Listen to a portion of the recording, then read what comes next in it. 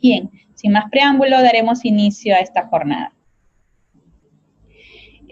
La prevalencia de la violencia de la pareja por regiones a nivel mundial es realmente preocupante en nuestro país.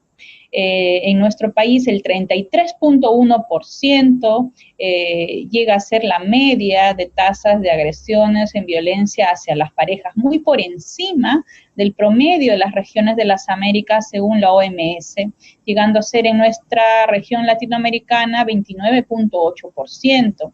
Estamos aproximándonos a regiones como el África o la zona suroriental de Asia que tienen también valores muy elevados. La violencia contra la mujer es algo que afecta severamente a la salud pública en nuestro país, afecta al desarrollo humano y puede afectarnos a cualquiera de nosotras. Ocurre en todos los estratos sociales, en todas las ciudades del país y lógicamente en todo el mundo. Y esto ocurre sin importar el nivel de instrucción o el grado de instrucción, el estatus económico y social o cultural a nivel mundial. Las diferentes formas de la violencia de la mujer están la física, la psicológica, la sexual, la económica y financiera, y entre las principales explicaciones o razones sociológicas de esto es el control que busca ejercer un hombre sobre la mujer. Estos paradigmas que ejercen una muestra de dominio, viendo a la mujer como sujeto de poseso, que muestra poder o superioridad, son una de las principales razones que sustentan la permanencia de la violencia en nuestra sociedad. La Organización Mundial de la Salud establece que la violencia contra la mujer constituye un severo problema de salud pública y además es una violación grave de los derechos humanos de las mujeres que no solo se reduce a la violencia física. Las diferentes otras formas de violencia a través de sociedades inequitativas como la nuestra hacen todavía predominante la trata a mujeres, la violencia sexual que vemos día a día, los casos de tentativas de feminicidio, el acoso sexual que toleramos desde la infancia, adolescencia, las situaciones tan graves como la mutilación genital que se dan en otros países llegan a afectar no se asusten, alrededor del 70% de las mujeres en todo el mundo. Esta situación de violencia origina altos costos sociales y económicos y pérdidas económicas mundiales que repercuten severamente en la sociedad peruana y mundial. Si nosotros, según las estadísticas del Ministerio de Salud y también de la última encuesta del ENDES, la encuesta demográfica y de salud familiar al 2017, el promedio de porcentaje de violencia contra la mujer en etapa adolescente, joven, adulto del 2019 es el 68.2%. Una cifra muy elevada, como ya habíamos mencionado. ¿Y cuáles son las regiones que son más frecuentes la violencia en nuestro país? Apurímac, Puno, Cusco, Huancavelica, Arequipa son entre las más destacadas, pero también Piura, Moquegua, Junín, Pasco, Huánuco Arequipa son las que tienen valores realmente elevados. En general, todas las zonas del país tienen casos reportados significativos de afectación a las mujeres. Lamentablemente, el Perú sigue ocupando el tercer lugar en la relación de países con mayores índices de violaciones sexuales a nivel mundial. A nivel mundial, apenas después de Bangladesh y Etiopía, está nuestro país. Y estas cifras, como hemos mencionado, son realmente preocupantes y en general la tendencia de casos no ha disminuido en el último decenio, sino se ha mantenido en general este reporte de casos. Y aún más preocupante es que tenemos un subregistro de casos desde el subsector salud reportados, y muchas mujeres todavía no se deciden a reportar o acudir al centro de salud para abordar este tema, ¿no? En ese sentido, es importante que recordemos que la violencia en general afecta negativamente el bienestar de las mujeres e impide que ellas logren su máximo desarrollo social y su bienestar. Esto también se ha demostrado que va a repercutir severamente en todo el desarrollo global y la participación societaria de ellas mismas.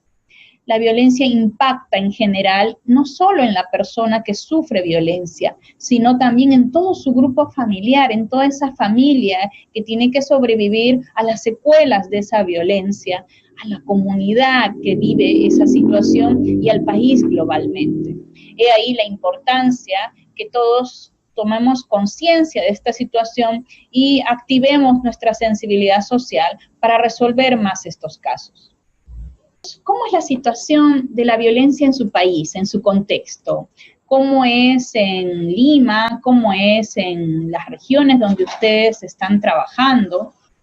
¿Y cómo esto los afecta a ustedes como operadores de salud, como equipo interdisciplinarios? La idea es que podamos reflexionar juntos al respecto. Bueno, en ese proceso, cuando analizamos las razones por las que una persona que sufre violencia no llega a buscar ayuda en ninguna institución, básicamente tiene que ver por la desconfianza persistente para denunciar estos casos. Así, vemos que 7 de cada 10 mujeres que sufren violencia no llegaron a buscar ayuda. Y cuando analizamos los reportes de feminicidios y sentencias por feminicidio, en general vemos mucha situación que todavía persiste en Perú de impunidad, y esta situación de impunidad genera desconfianza. Si analizamos el impacto en la salud en las personas afectadas por la violencia, no solo es el impacto en la salud mental, es un impacto en toda su salud, en todas sus dimensiones. Así, por ejemplo, las personas afectadas con violencia tienen 1.7 veces mayor probabilidad de tener una pérdida de embarazo, y 2 veces mayor probabilidad de tener un aborto, y 4 veces mayor probabilidad de tener depresión mayor. Asimismo, llegan a tener 8 veces mayor probabilidad de cometer un intento suicida. Esto es realmente preocupante, y los casos asociados con severas afectaciones de violencia y suicidios consumados tienen una elevada correlación. Y no solo afecta a la persona, sino todo a su grupo familiar. También existe mayor riesgo de infecciones de transmisión sexual, VIH, mayor probabilidad de contraer sífilis, clamidia y gonorrea en general. Estas situaciones que afectan a la salud sexual reproductiva, a las dimensiones generales, al niño que está por nacer producto de este acto violento, sexual, va a afectar esos indicadores de desarrollo integral, de su neurodesarrollo y, lógicamente, en toda etapa de su estabilidad emocional y vínculos. Y según los reportes nacionales del Ministerio de Salud, de la Dirección de Salud Mental, los casos atendidos, por ejemplo, al 2017 con síndromes de violencia se dan en todas las etapas de vida a lo largo del curso de vida. En el 2017, el Ministerio de Salud atendió 96.107 casos, y de los casos que más atendimos fueron en niños, los casos reportados, llegando a ser 36.000 casos, 25.000 casos en adultos, y la etapa de vida adolescente y joven también reportó casos con 16.000 y 15.000. A pesar de este sistema de información, sabemos que existe un subregistro importante en nuestro país. Y los casos se dan a predominio reportes de agresión o violencia en las mujeres en general, con énfasis en la etapa de vida joven. Pero en los niños se ve que el reporte casi se homogeniza en niñas y niños, siendo afectados también los niños varones. En general, es importante recalcar que también existen casos de agresión a los varones, pero que en proporción es notablemente mayor en nuestro país a las mujeres. Es importante también mencionar que a lo largo del país se vienen realizando acciones para resolver y acoger en estos casos en todos los niveles de atención. Lima es el que reporta por la densidad poblacional mayor caso de atendidos por secuelas de síndrome de violencia, llegando a ser arriba de los 34.000 en general, y luego le sigue Cusco, Arequipa, Apurímac, San Martín, Ayacucho. En general, este volumen de casos detectados son significativos, pero es necesario que se siga detectando, ¿no? Entonces, ya hemos hablado que a lo largo del curso de vida se dan esta situación de problemática de violencia. Ahora coméntenme ustedes un poco, reflexionemos juntas. ¿Qué mitos y creencias tenemos nosotros como profesionales de la salud, de todos los servicios, ya sea de primer nivel de atención, segundo nivel de atención, en relación a la violencia de género? ¿Qué mitos y creencias tiene nuestra población, nuestra familia, en relación a la violencia? ¿Y qué creen que está influyendo a que se perenice o se mantenga la violencia en nuestra población? Entre los mitos más frecuentes que se dan en situaciones de violencia es: si no hay golpes, no hay violencia. Este es uno de los mitos muy extendidos, que creen que solamente habiendo señales de violencia física, existe la violencia. La violencia se manifiesta de muchas maneras: la violencia psicológica, la violencia económica, y esto repercute e impacta severamente en nuestro psique, en nuestra vida en general. A las mujeres que las maltratan les debe gustar que les peguen, si no se irían. ¿Por qué siguen? Este es un mito que creemos mucho, o que por mucho tiempo lo han tolerado, y esto no es cierto en realidad. Las mujeres no es que les guste que las maltraten o les peguen, existen muchas situaciones de poder y de desequilibrio que hace que las personas, mujeres, adolescentes, permanezcan con su agresor, que tienen que ver desde el tema de falta de poder económico, una falta de una red de protección social y de vivienda para que podamos cobijar a esas personas, y que también existe miedo, temor, angustia, desconfianza, y lógicamente también existe muchas veces el tema de dependencia emocional en este proceso. Son muchos los factores que hacen que persista esta persona enganchada con el agresor. Un hombre no maltrata porque sí, ella también habrá hecho algo para provocarlo. Esta es una frase que muchas veces hemos escuchado tal vez en el barrio.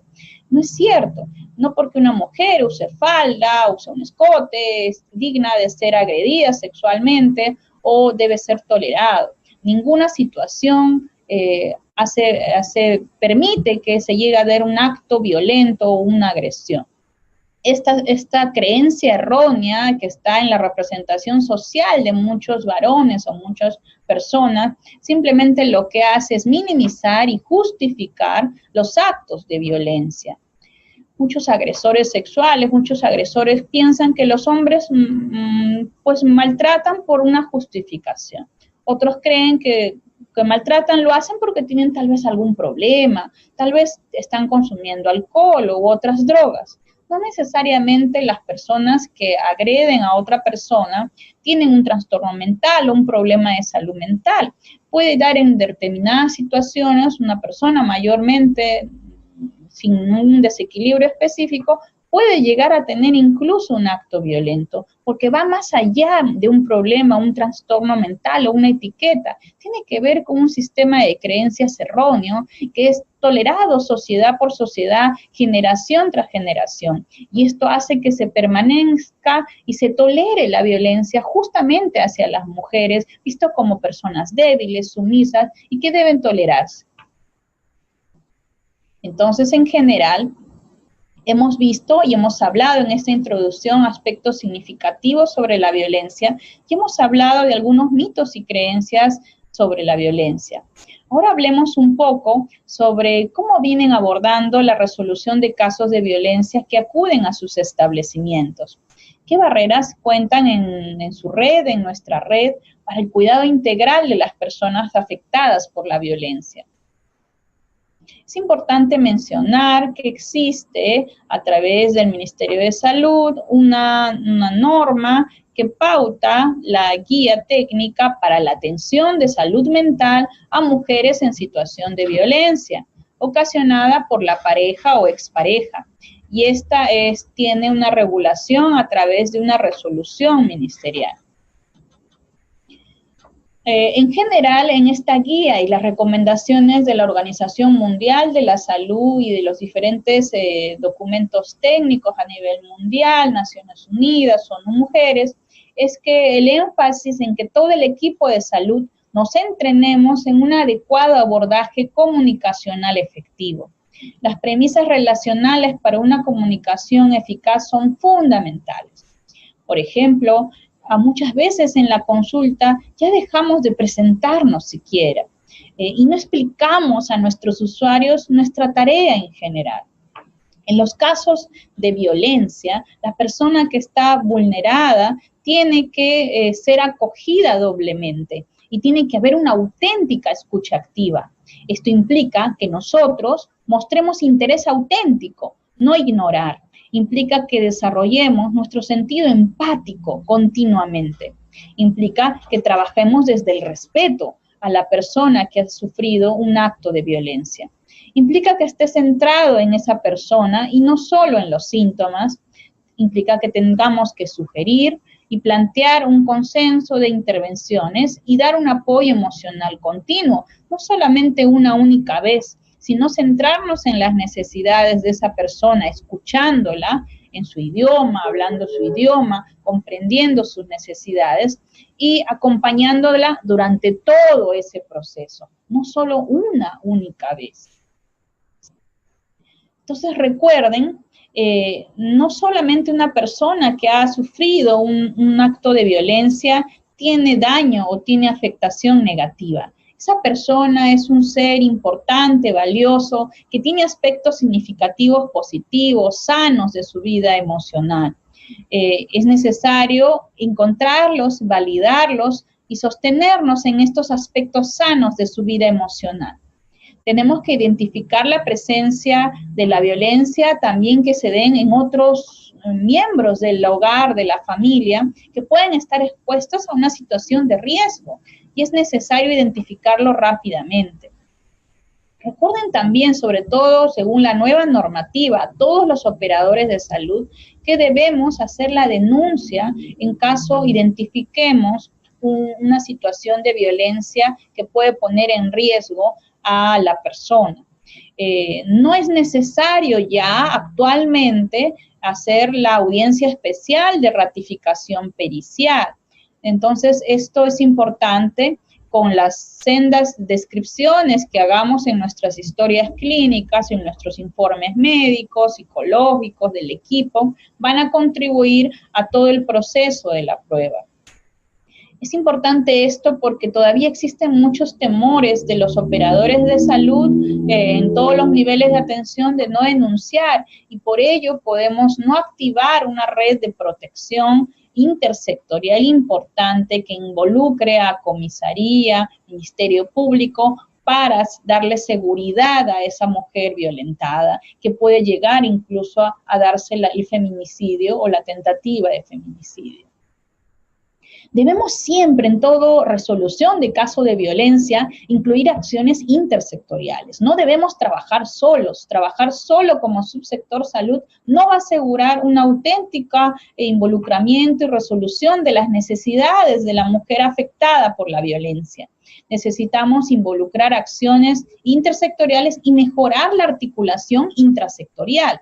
¿Esto qué quiere decir? Que tenemos que coordinar de mejor manera con el centro de salud cercano, con el centro de salud mental comunitario en el territorio, con el hospital general, con la emergencia del hospital general o los servicios especializados en cada hospital.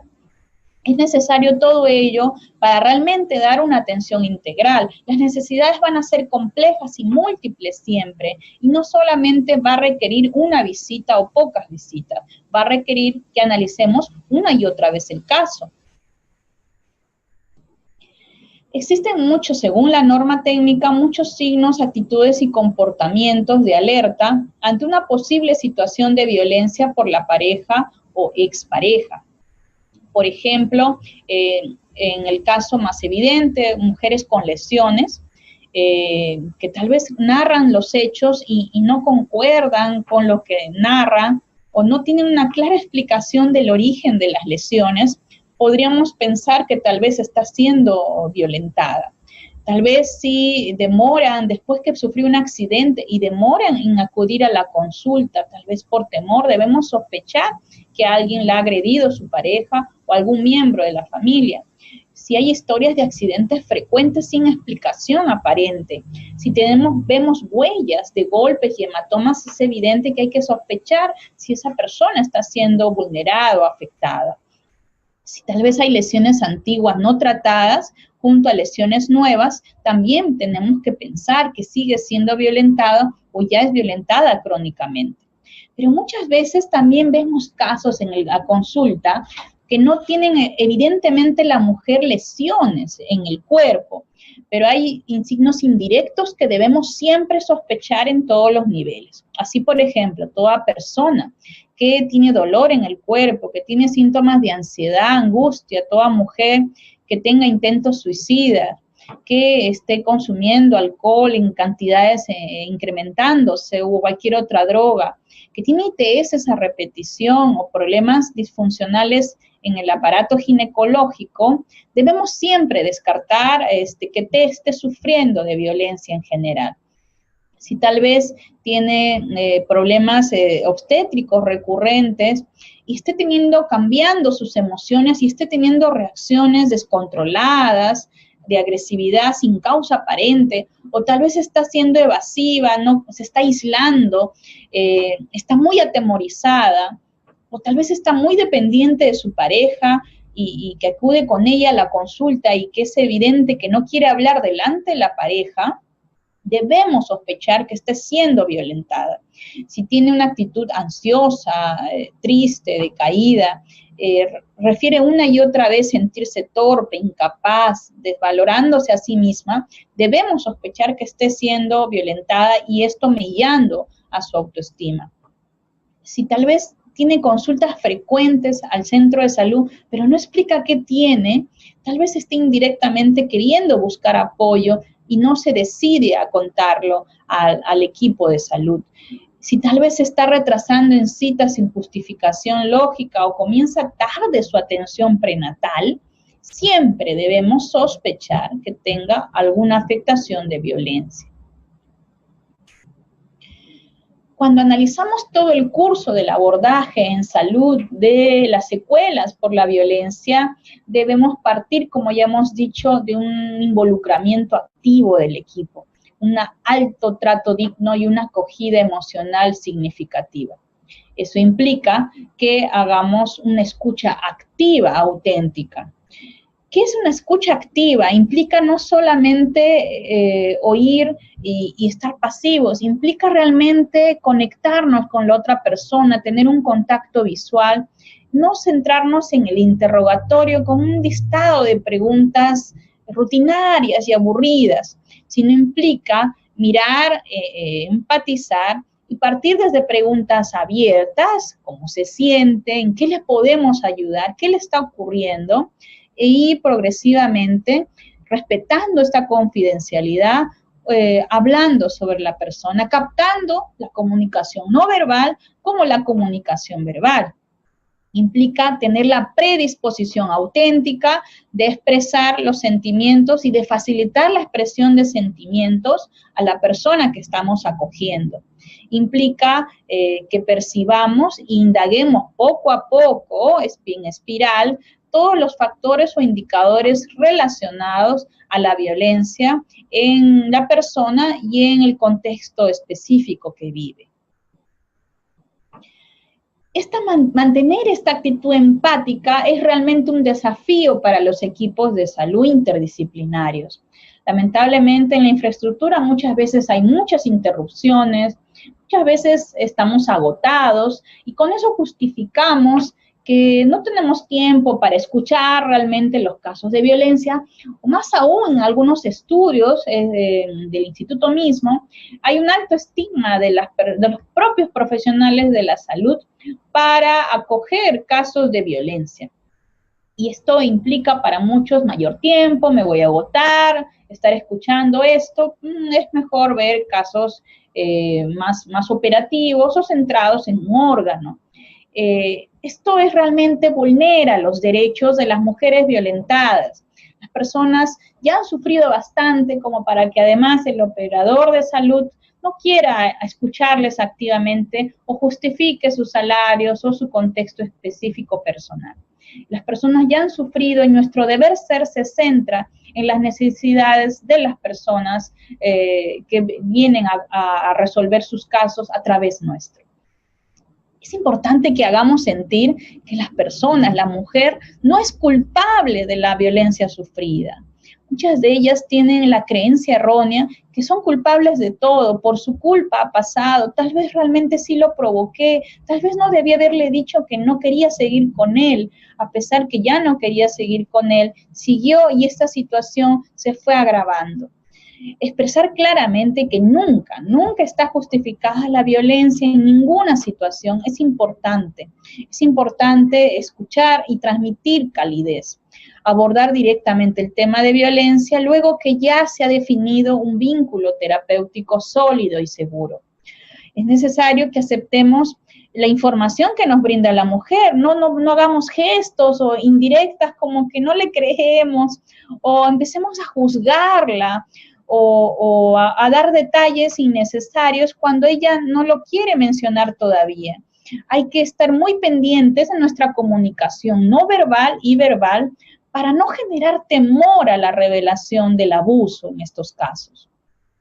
En general, es necesario informar a la mujer de los riesgos de la violencia, siempre respetando la decisión que ella tenga de aceptar los tratamientos que se le ofrezcan y siempre ofreciéndole que estaremos ahí para ella, para apoyarla cuando ella lo necesite, ¿no? Recordar que también tenemos intersectorialmente centros de emergencia mujer, comisarías, Ministerio Público, la red de apoyo territorial. Existen muchas instancias en cada región para acoger y ayudarnos mutuamente. En general, el personal de salud debemos evitar dar falsas esperanzas, emitir juicios críticos y asumir la responsabilidad del cambio de la situación de la usuaria si no estamos en capacidad de sostener esta situación. Hay situaciones que son fundamentales y que rápidamente debemos valorar en nuestras primeras impresiones diagnósticas. Una de ellas es si, por ejemplo, la persona está en un riesgo inminente de muerte producto de las lesiones de la violencia y lo antes posible tenemos que activar la ruta de atención inmediata a la emergencia según las capacidades resolutivas de cada establecimiento. Debemos evaluar la referencia a otro establecimiento de salud de mayor categoría si vemos que estas condiciones van a poner en peligro y puede fallecer la persona por esto, o requiere varias intervenciones quirúrgicas o varias otras derivaciones o enlaces con otras especialidades. La valoración no solamente es clínica, implica una valoración integral de los aspectos psicosociales, y siempre se da esto con el consentimiento de la persona. Debemos informar muy claramente qué vamos a hacer en cada procedimiento y debemos explicar la finalidad de dicha intervención para ayudarle en su recuperación. En general, todas estas intervenciones, como se darán cuenta, requieren un entrenamiento continuo de nosotros sobre una mejor entrevista clínica, para poder recoger los datos significativos en la anamnesis y la evaluación clínica, y debe estar registrada muy detalladamente en la historia clínica. La historia clínica es un instrumento médico legal fundamental que va a servir como prueba para todo el proceso que en la asesoría legal, que puede ser dado, por ejemplo, gratuitamente en los centros de emergencia mujer, en estos casos, podrían ayudarlos mucho en esta situación. En las lesiones físicas debemos establecer los parámetros que recomienda el Instituto de Medicina Legal, que eso incluye, por ejemplo, identificar las lesiones según la localización, la gravedad de la lesión, el estadio, en general todos los datos que puedan contribuir a la pericia y a la investigación en el proceso. Debemos no solo centrarnos en los aspectos físicos, volvemos a reiterar, tenemos que mencionar los aspectos también cómo vemos en la impresión emocional a la usuaria y su estado mental. Tenemos que considerar la condición de la salud física también, como ya habíamos mencionado, y hay una enorme descripción que se menciona en la norma técnica que parte de ver si hay hematomas, cicatrices, señales de evadivillas, quemaduras, tal vez intentos de ahorcamiento, laceraciones, en general, una serie de checklists que ustedes pueden revisar en la norma y la pueden descargar en el portal del ministerio. En general, frente a cualquier prueba, se recomienda al personal que todas las pruebas físicas las pongamos en una bolsa y las sellemos, ¿no? Debemos ratular la bolsa con el nombre de la persona atendida, decir muy claramente la fecha, el nombre, el personal que la atendió y colocar con mucho cuidado los elementos en la bolsa. Y esto hay que ponerlo bajo custodia por la autoridad competente y hasta que venga a hacer la entrega oportuna al fiscal. Todo esto consignado debe ser registrado en la historia clínica de la usuaria afectada. Entonces, hay aspectos que muchas veces son dejados de lado por equipos de salud y no miramos, solo vemos las lesiones físicas, no vemos las reacciones emocionales. Persona violentada puede estar con mucho miedo en distinto nivel, puede tener mucha angustia, mucha ansiedad, desesperación, tristeza, pérdida de interés en sus quehaceres, una desesperanza significativa, irritabilidad, en general desconfianza y mucha intranquilidad.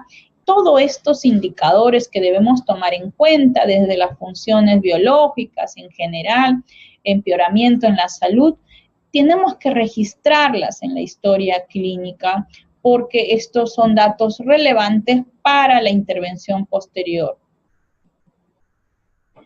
En general, nosotros como profesionales debemos preguntar sobre todas las características del maltrato y también tenemos que analizar aspectos que pueden repercutir en el tema del cuidado. Por ejemplo, qué características es del agresor, si es que se pueda tomar datos en relación a las relaciones de poder que se da con ellos, cuánto tiempo viene estando afectada por la violencia la persona, qué medios usa, qué desencadena y gatilla el ciclo de la violencia, qué lo perpetúa el ciclo de violencia y qué ayuda o qué factores protectores tiene la persona afectada por violencia. Tal vez existe algún grupo de apoyo familiar o algún amigo, o tal vez hay un grupo religioso o comunitario o cualquier otro que pueda apoyarnos en el territorio para seguir el caso.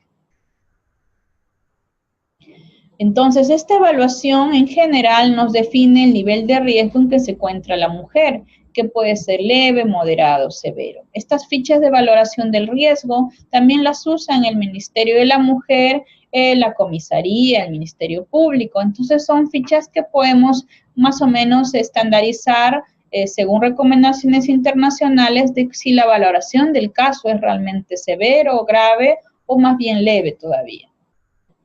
Desde el punto de vista de trastornos, una vez valorado el caso, emitimos diagnósticos en general según los códigos del CIE-10 para consignarlos en el registro. Muchas veces hemos recibido casos de afectación que no consignan los diagnósticos emocionales o no todos los codificación adecuada por síndromes de maltrato. Por ejemplo, el T74.2 es el código de abuso sexual. Existen muchos códigos que ustedes pueden verificar y ver en su red de salud territorial que puedan ser jalados por el sistema de registro y codificación y deben asegurarse que de verdad jalen esos códigos y verlos cada mes en los reportes, la codificación pertinente asociado a otra comorbilidad o a otra patología codificada. También, como les decía, entre los trastornos mentales más frecuentes ante un suceso tan traumático como es un acto de violencia, están los problemas de salud mental justamente más frecuentes. La depresión, la ansiedad, los trastornos de estrés postraumático son algunos de los factores o problemas de salud mental más asociados en mujeres con secuelas de la violencia. El código, por ejemplo, del episodio depresivo moderado es F32.1 y del trastorno de estrés postraumático es el F43.1. Existen, para analizar, muchas consideraciones específicas que debemos recordar una y otra vez. Ya hablamos de la conexión cordial y de confianza, y ya hablamos de la identificación de las necesidades sentidas y determinar con claridad cuál va a ser el motivo de consulta o ayuda que debe ser siempre consensuada con la usuaria. Este es un momento clave, decisivo. Debe entonces facilitar este relato completo de la situación de violencia que la persona atraviesa, evitando que no sea un interrogatorio. Y debemos poner al máximo nuestra empatía, comunicación activa y esta capacidad de escucha que hemos dicho una y otra vez. Después de ello, debemos analizar la situación y ver cómo vamos a afrontar cada problema por problema. Y debemos explicarle las diferentes instituciones de las cuales podemos acompañarnos durante la ruta de red de protección social, asistencia legal o el cuidado de salud específico. El cuarto paso es verificar que la persona ha logrado comprender lo que le decimos y debemos asegurarnos que no le queden dudas o preguntas. Y debemos siempre ofrecer el hombro de que va a contar con el apoyo del servicio de salud en todo el momento, en todo el proceso. Debemos mantener la relación para el seguimiento, reforzando el vínculo, dando una próxima cita o derivándola al servicio que solicita de acuerdo a lo que ella requiera. Entonces, resumiendo, tenemos la detección del caso. Identificamos precozmente los casos de mujeres en situación de violencia. Sospechamos el caso si observamos signos y síntomas o comportamientos de alerta ante una posible situación de violencia por la pareja. Después de esto ya identificamos probablemente un caso. Después de esto, valoramos el riesgo, el grado del daño producido y tal vez planteamos uno o varios diagnósticos. Al observar estos signos y síntomas, además valoramos si hay tal vez riesgo inminente de muerte producto de las lesiones. Vemos el consentimiento informado, la valoración integral, recuerden, no solo clínica, sino también psicosocial. Vemos las características del maltrato y planteamos las conclusiones diagnósticas. Y luego entramos a la ruta del flujo en la guía técnica del tratamiento y la recuperación. Por ejemplo, si el caso en situaciones de violencia el riesgo es leve, si es leve, debemos derivarlos al equipo de salud del primer nivel de atención. Si contamos con un grupo de ayuda mutua en el territorio, en la región, debemos derivarla a ese grupo de ayuda mutua y siempre igual debemos ofrecer seguimiento, tanto en el caso de que no acepte la ayuda y en el caso que acepte ayuda. En todos ellos debemos verificar estos pasos que previamente hemos mencionado. En el caso que el riesgo sea moderado, debemos derivarlo a un equipo interdisciplinario especializado del territorio, ¿no? Y debemos también siempre derivar al grupo de ayuda mutua. Existen a la fecha, recuerden, 98 centros de salud mental comunitario. El equipo especializado de salud del Centro de Salud Mental Comunitario procederá a realizar la intervención interdisciplinaria y planteando un plan de tratamiento personalizado. Si el caso es de riesgo severo, es necesario, aún más de manera inmediata, intensificar las acciones y el seguimiento más cercano, ver un plan de protección, una red de protección social mucho más activa Y en todos los casos debemos enlazar siempre con el Centro de Emergencia Mujer, con la Fiscalía de Familia Mixta, la Policía Nacional y verificar todos estos procesos y el acompañamiento. Va a depender de cada caso la intensidad del proceso para asegurar el cuidado integral. Entonces, tenemos un flujo de atención de mujeres en situación de violencia en todas las IPRES. Ya hemos hablado de la sospecha de violencia, vemos la intervención que debe ser mirada por todo el equipo, ¿no? Emergencia, medicina, ginecología, obstetricia, por ejemplo. Y también tenemos que evaluar a través de estas fichas de valoración. También recuerden que existen los riesgos severos. Si es un menor, podemos acogerlos a un plan de protección a menores. También si hubiera un servicio especializado en el hospital territorial con un equipo interdisciplinario especializado y no haya un centro de salud mental comunitario, podemos derivarlo ahí. Si es un niño, recuerden que existe a nivel nacional módulos de atención al maltrato infantil en algunas unidades hospitalarias. Podemos derivarlos al módulo de atención al maltrato infantil o MAMIS.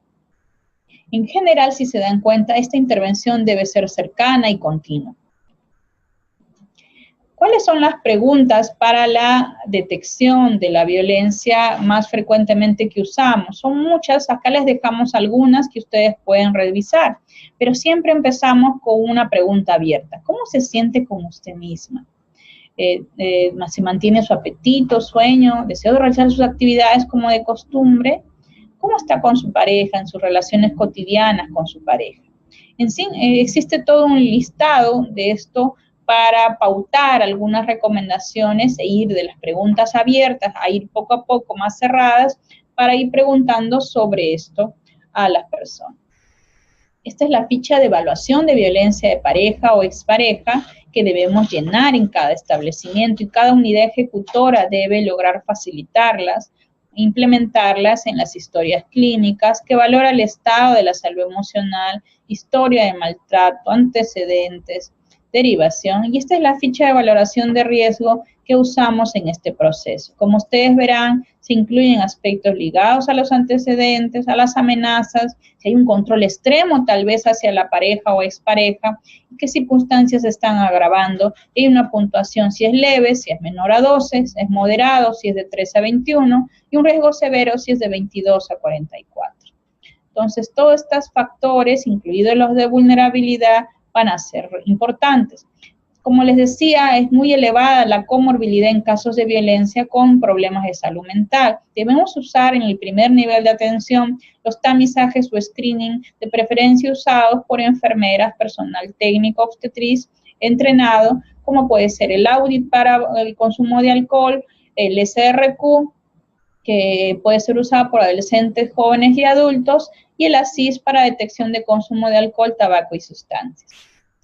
Bien, esta es una primera parte y la idea es que podamos todos aproximarnos a comentar cuántos de nosotros hemos leído la guía técnica sobre abordaje de la violencia, que es vigente en el país desde el año pasado. ¿Cuántos de nosotros hemos visto casos de violencia hacia la mujer? ¿Y qué estamos haciendo ahora para contribuir en la resolución de casos? Recuerden que no estamos solos. En este proceso todos debemos seguir fortaleciendo nuestras capacidades y competencias. Tal vez alguna pregunta en este proceso. Nos gustaría felicitar. En el caso, por ejemplo, nos comentaba Leitner que a veces olvidamos el contexto, ¿no? Esto es fundamental. Cuando hemos conversado con muchos equipos en regiones, lógicamente sabemos que hay una presión laboral y muchas veces vemos los casos rápidamente. La idea es recordar que a pesar de esta situación debemos siempre concentrarnos en el contexto único, individualizado de cada caso de violencia.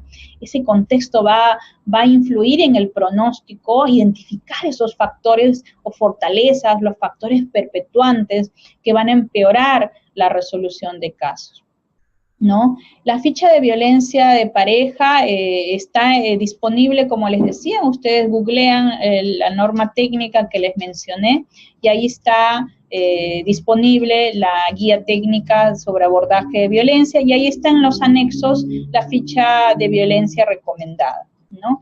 Cada unidad ejecutora, ustedes deben pedir a sus ejecutoras deben tener disponibles todas las fichas para valoración de casos de violencia. Nos menciona Roxana desde Moyobamba que según la ley 30364 todos debemos realizar los informes psicológicos ante una denuncia por violencia, pero no todos estamos capacitados en la guía de evaluación forense.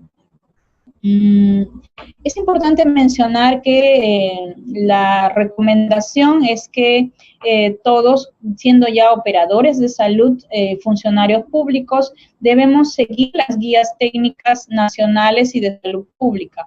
En este proceso, la recomendación de todos nosotros, médicos y del equipo de salud, incluidos especialistas como psicólogos, debemos leer las normas y podemos también enlazar desde las regiones y pedir telecapacitación o enlace al Instituto de Medicina Legal si es necesario.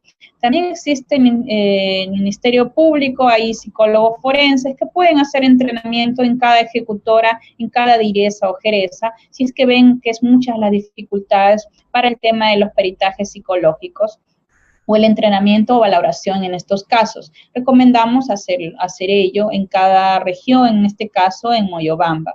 Es importante mencionar que también según las normas del ministerio, no tenemos que ser peritos específicos, especializados en ello, implica mucho detalle y precisión en ampliar lo máximo posible la valoración integral y seguir las pautas de recomendaciones planteadas por el Instituto de Medicina Legal en sus guías de descripción o análisis para informes en estos casos de evaluación forense. Entonces vamos a terminar, a darle un abrazo cálido a cada uno de ustedes y seguiremos fortaleciendo las capacidades. Muchas gracias.